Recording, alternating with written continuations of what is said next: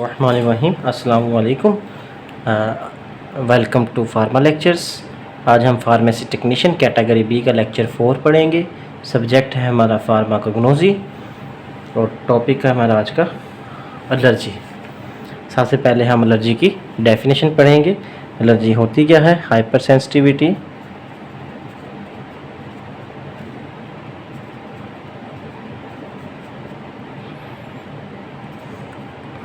of immune system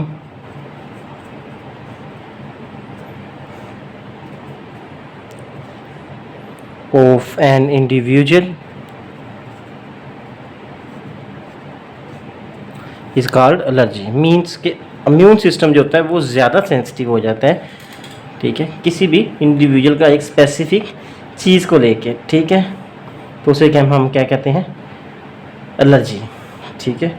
तो इसके लिए डिफरेंट टर्म्स यूज़ होती हैं, उनके दरमियान में हमें डिफ्रेंशिएशन करना बहुत ज़्यादा ज़रूरी है। फर्स्ट टर्म जो हमारी यूज़ होती है वो होती है एलर्जन,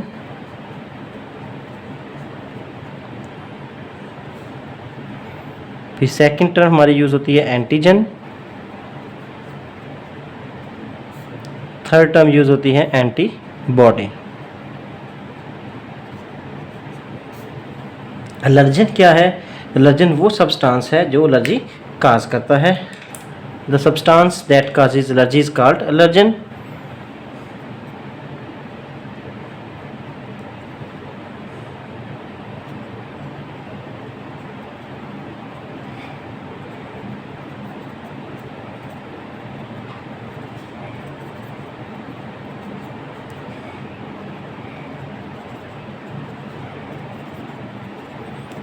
अब जब तक तो वो सब्सटेंस बॉडी के बाहर है तो वो क्या होगा?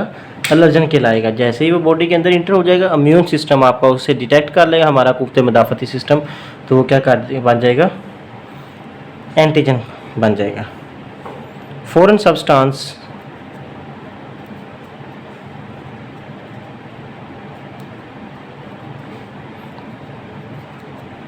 That is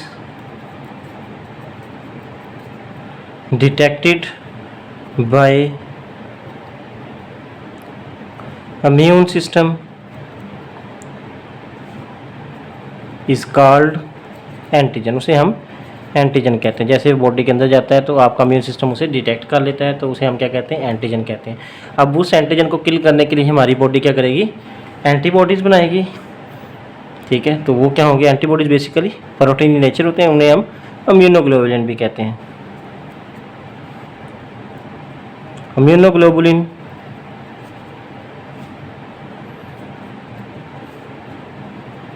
produced by immune system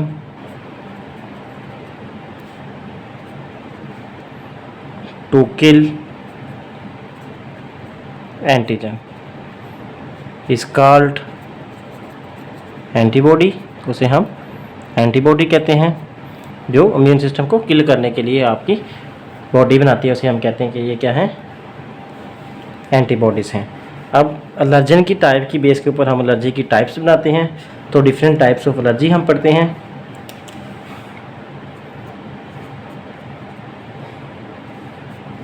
types of allergen different types हैं। पहले हैं इनहेलेंट्स,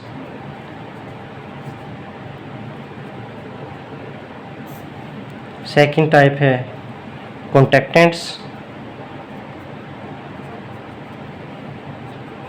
थर्ड टाइप है इंजेस्टेंट्स, फोर्थ टाइप है इंजेक्टेंट,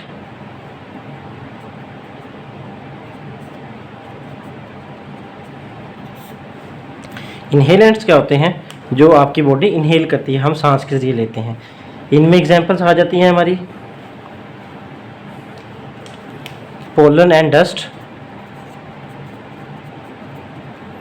डस्ट पार्टिकल से भी एलर्जी हो जाती है। कॉन्टैक्टेंट्स जो हमारी बॉडी के साथ कॉन्टैक्ट में आते हैं, इसमें डिटर्जेंट, साबुन वगैरह आ जाते हैं, सरफ, इनसे भी एलर्जी हो जाती है। इस तरह ज्वेलरी और कॉस्मेटिक्स आ जाती हैं। इंजेस्टेंट जो हम बाय माउथ लेते हैं, उनसे एलर्जी होती है। फॉर एग्जांपल चॉकलेट से एलर्जी होती है कुछ लोगों को, पीनट से, मिल्क से, इसी तरह वीट गंदम से भी एलर्जी होती है कुछ लोगों को।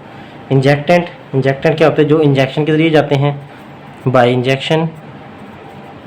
अब इसमें एग्जांपल आ जाती हैं आपकी इंसेक्ट्स जो आपको इंजेक्ट करते हैं, बाइट करते हैं, ठीक है। बी स्टिंग, मक्खी जो डंग मारती है, ठीक है। इसी तरह ड्रग्स के इंजेक्शन आ जाते हैं, जो आप इंजेक्शन ड्रग्स के लगाते हैं, कोई एंटीबायोटिक का हो गया या कोई भी आप इंजेक्शन लगाते हैं, चाहे वो इंट्रावीनस हो चाहे वो इंट्रामस्कुलर हो, उसे भी हम क्या कहते हैं? एलर्जेंस कहते हैं। अब क्या है, इसी की बेस के ऊपर क्या बनते हैं? डिफरेंट आपके सिम्टम्स बनते हैं एलर्जी के।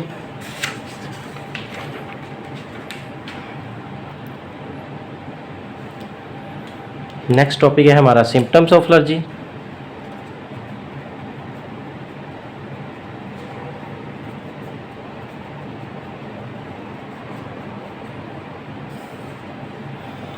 अब जिस पार्ट के अंदर से एलर्जी के सिम्टम्स होते हैं हम वन बाय वन पढ़ते हैं। पहला नोज़,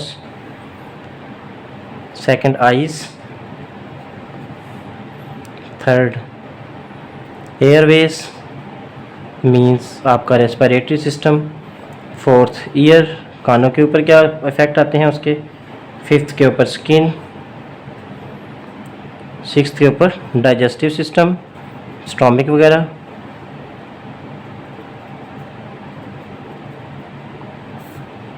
इनके अपने अपने सिम्टम्स जो होते हैं, हम वन बाय वन इनको पढ़ेंगे, ठीक है। नोज़ के अंदर जो सिम्टम्स जो होते हैं, इसमें स्वेलिंग आ जाती है, नाक की स्वेलिंग शुरू हो जाती है, रेनाइटस, स्नीजिंग, छींकें आना शुरू हो जाती हैं, ये सिम्टम्स जो होते हैं, ठीक है। उसके बाद जो सिम्टम्स जो होते हैं मेजरली मैं मार्कर यूज़ करता हूँ ताकि नज़र आ जाए वाज़िया, ठीक है। आइज़ की रेडनेस शुरू हो जाती है, ठीक है। इसी तरह कंजक्टिवाइटिस हो जाता है, CONJUCTIVITS, कंजक्टिवाइटिस। कंजक्टिवाइटिस क्या होता है? जो आँख के लैक्रिमल ग्लैंड्स होते हैं उनकी इन्फ्लेमेशन हो जाती है। इस तरह एयरवेज में स्नीजिंग, छींकें आना शुरू हो जाती हैं, कफ होती है, खांसी आती है, एस्थमा, आपका जो दमा होता है वो हो जाता है। ईयर के अंदर फुलफिलनेस शो होती है, कान बंद होते हैं, स्किन के ऊपर रैशेस बन जाते हैं रेड कलर के, या हाइव्स होते हैं, बड़े बड़े गड़े बन जाते हैं। डाइजेस्टिव सिस्टम में क्या होता है? आपका पेट में दर्द होती है, एब्डोमिनल पेन, ठीक है। ब्लोटिंग, उभार उठते हैं जैसे डकार से आते हैं, उसे हम ब्लोटिंग कहते हैं। वॉमिटिंग, उल्टी शुरू हो जाती है। ये सारे के सारे सिम्टम्स हैं एलर्जी के। उसके बाद हम पढ़ते हैं टेस्ट ऑफ एलर्जी।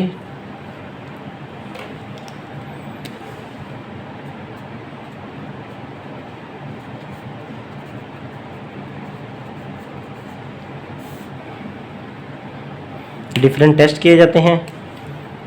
पहला टेस्ट है स्क्रैच टेस्ट,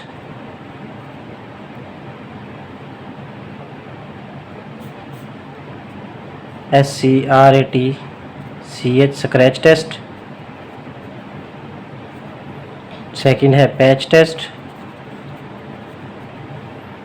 थर्ड है इंट्राडर्मल टेस्ट, ये परफॉर्म किए जाते हैं। स्क्रैच टेस्ट में क्या होता है? सिंपल, जैसे ये मेरी स्किन है, इसे मैं स्क्रैच करता हूँ किसी भी नीडल के साथ, उसके ऊपर मैं अपना एलर्जन अप्लाई करता हूँ 15 से 20 मिनट में। अगर उसके ऊपर रेडनेस आ जाती तो वो हमारा टेस्ट पॉजिटिव है, अगर नहीं आती तो टेस्ट नेगेटिव है। पैच टेस्ट क्या होता है? जैसे आपके सनी प्लास होते हैं वैसे ही एक पैच बना होता है, पैच के ऊपर डिफरेंट छोटे छोटे एलर्जन के पार्टिकल लगे होते हैं।